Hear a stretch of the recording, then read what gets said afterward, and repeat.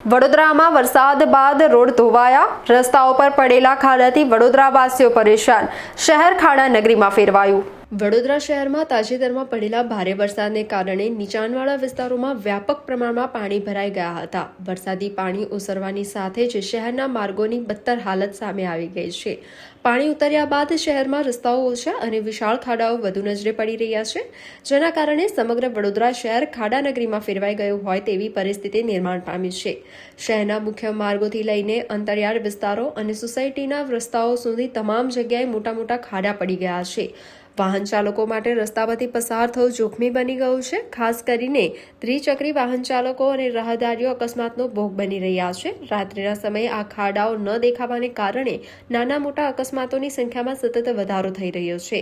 સ્થાનિક રહીશોનો આરોપ છે કે પ્રી મોન્સૂન કામગીરી અને રોડ રિપેરિંગના નામે તંત્ર દ્વારા કરવામાં આવેલા દાવાઓ પોકળ સાબિત થયા છે।